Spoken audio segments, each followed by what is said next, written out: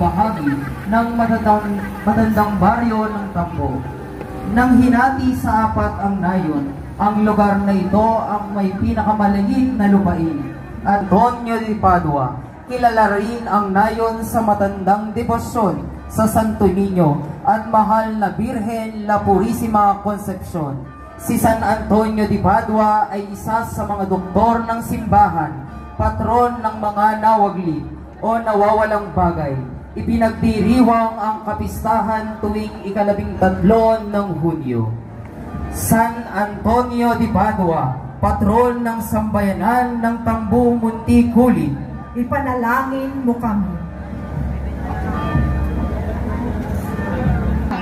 Patron ng mga nawaglit o nawawalang bagay, ipinagdiriwang ang kapistahan tuwing ika-13 ng Hunyo. San Antonio de Padua, sa mga pinakamatandang baryo ng Indang ang Daini, nahango sa pangalan ng puno na makikita sa lugar. Naging pansamantalang bayan ng himagsikan noong Pilipino laban sa Kastila, kabilang bayan ng Labong. Ayon sa tradisyon, dahil sa pagkakakita ng mapaghimalang larawan ng pitong tumosong luwas sa pitong artanghel, nasa kanila ang lugar, Ada Concepcion. Ang nayon ay may pinakamatandang banda ng musiko sa bayan ng Indang, Cavite. Ang ipinagdiriwang ang pistang pasasalamat ng Daini tuwing ikatlong Martes ng patron ng sambayanan ng Daini.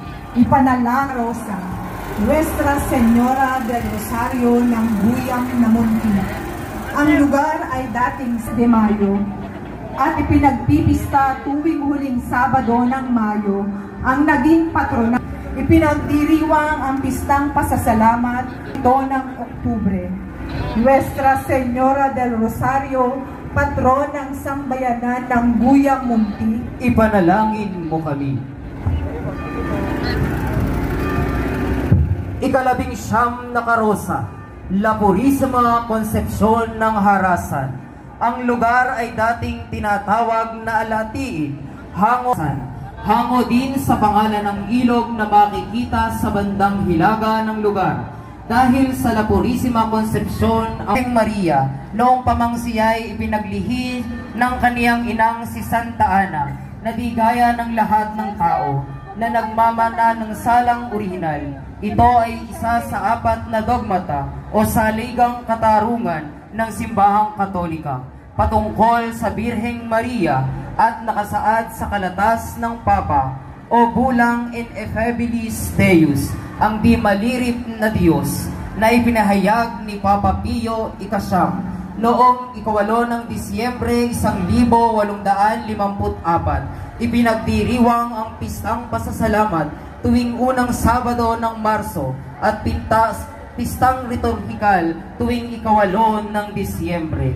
La Purisima Concepcion, patron ng sambayanan ng Harasan. Ipanalangin mo kami. Malaki, isa sa mga pinakamatandang baryo ng Indang na tinatawag na Guyang, hango sa isang linisang paglilihi sa Birheng Maria, ay dogma ng simbahang Katolika patungkol sa kawalang bahid sa salang orihinal ng Birheng Maria noon pa mang siya'y ipinaglihi ng kanyang inang si Santa Ana, na di gaya ng lahat ng tao na nagmamana ng salang orihinal. Ito ay isa sa 4 na dogmato sa ligang ng simbahang Katolika patungkol sa Birheng Maria at nakasaad sa kalatas ng Papa o bulang Ineffabilis Deus, ang di malirip na Diyos, na ipinahayag ni Papa Pio IX noong 8 ng Disyembre 1854. Ipinagdiriwang ang kapistahan tuwing 8 ng Disyembre. La Purisima Concepcion, patron ng sambayanan ng Buyang Munti. Ipanalangin mo kami.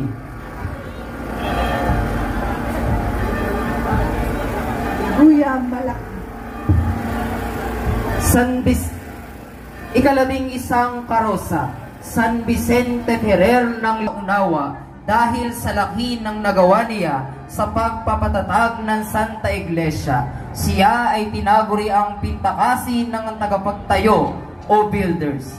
Namatay noong 5 ng Abril, iriwang ang kapistahan tuwing 5 Abril o huling Sabado ng Abril, kapag ang liturhikal na kapistahan ay nasa panahon ng mahal na araw. San Vicente Ferrer, patron ng sambayanan ng Lumampong Balagbag. Ipanalangin mo kami.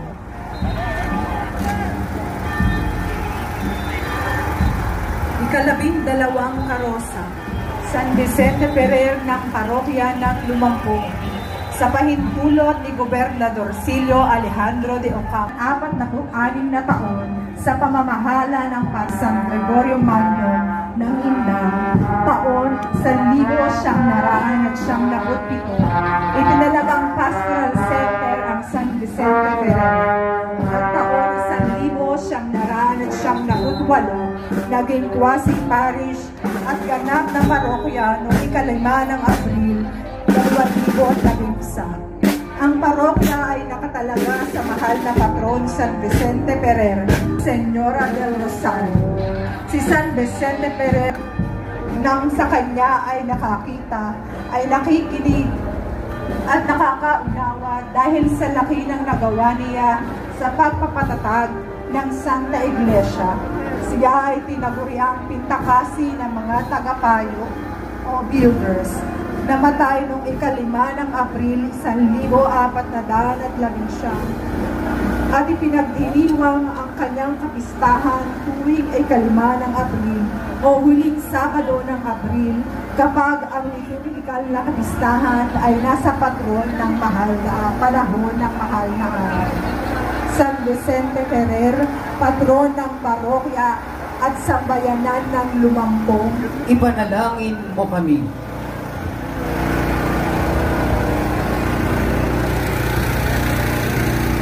Ang mga patron mula sa parokya ng San Gregorio, siya ay isang Hudyo mula sa Nazaret. Siya ay tinaguri ang kabiyak ng puso ng mahal na Birheng Maria, prinsipe at patron ng pangkalahatang simbahan, tagapangalaga ng banal na pamilya at tumayong ama ni Jesus dito sa lupa. Siya ay tahimik na sumunod sa mga utos ng Diyos. Idinelektra siya niyang patron ng pangkalahatang simbahan ni Pope Pius IX noong 1870. Ipinagdiriwang ang kanyang kapistahan tuwing 19 ng Marso. San Jose, patron ng sambayanan ng Kaitambog, ipanalangin mo kami. Sambayanan ng mahabang kahoy serka at mahabang kahoy lehos, San Cristo. Kilala din siya sa mabuting balita na nagbautismo kay Jesus sa Ilog Jordan. Ginawa niya ito nang ipangaral niya ang mensahe ng Diyos sa mga kapwa niya Hudyo para tulungan silang manumbalik sa Diyos. Ang kanyang kapistahan ay tuwing ika-24 ng Hunyo, kung saan ginugunita ang kanyang kapanganakan, at Agosto 29 naman, ginugunita ang kanyang pagiging martir at ang kanyang kamatayan. Si San Juan Bautista ang pintakasi at patron ng mahabang kahoy serka at mahabang kahoy lehos. San Juan Bautista, patron ng sambayanan ng mahabang kahoy serka, ipanalangin mo kami.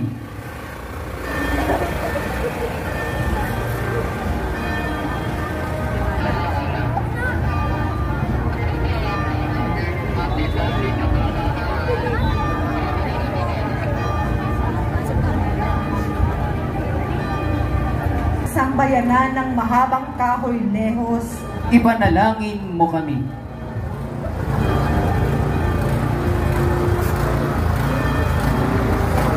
Ang mga sumusunod na karosa mula sa sambayanan ng Alulod, Limbon at Mataas na Lupa. Santo Niño, ang taon na ang nakararaan, dinala ng mga Espanyol ang imahe ng Santo Niño dito sa ating kapuluan. Maituturing itong isang punla ng ang mga patron na dinadamitan din ng ibang kulay maliban sa nabanggit. Setro, sumisimbolo sa Batang Jesus, ay may autoridad sa lahat ng mga nilikha dito sa daigdig at sa buong sansinugo. Corona, sumisimbolo sa Batang Jesus, ay hari ng mga hari at Panginoon ng lahat. Siya ang mananakop. Tuwing ikatlong linggo ng Enero, ipinagdiriwang ang kapistahan ng banal na sanggol. Ito ang natatanging kapistahan para sa ating bansa.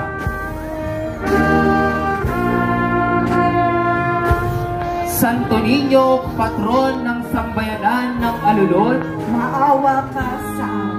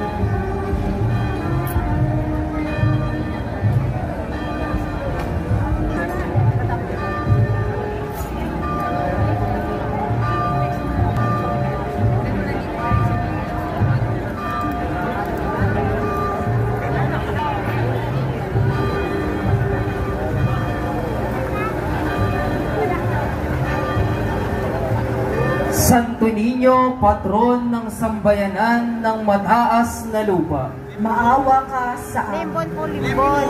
Limbon. Limbon.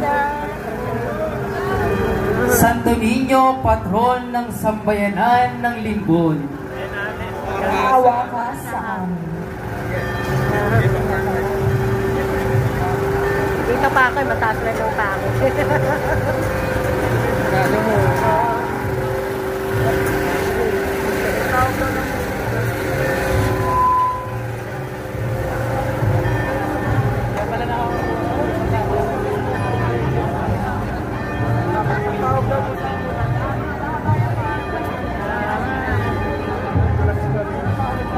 Santo Niño, patron ng sambayanan ng mataas na lupa, Maawa ka sa amin.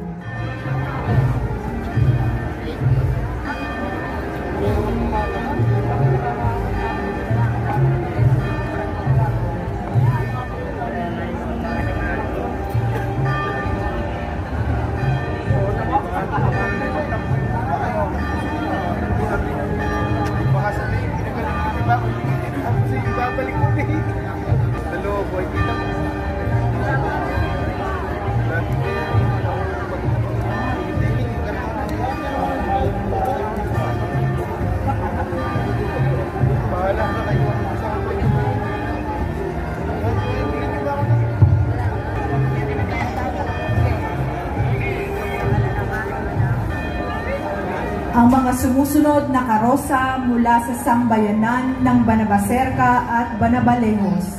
San Andres. Si San Andres ay isinilang sa Betsaida sa tabing dagat ng Galilea. Ang hanap buhay niya ay pamamalakaya. Siya ay naging alagad ni San Juan Bautista bago siya maging alagad ni Kristo. Siya ang nagsama sa kanyang kapatid na si Pedro kay Kristo. Siya at si Felipe ang nagdala kay Kristo sa Jerusalem ng ilang mga pagano. Noong paramihin ni Kristo ang ilang tinapay at isda.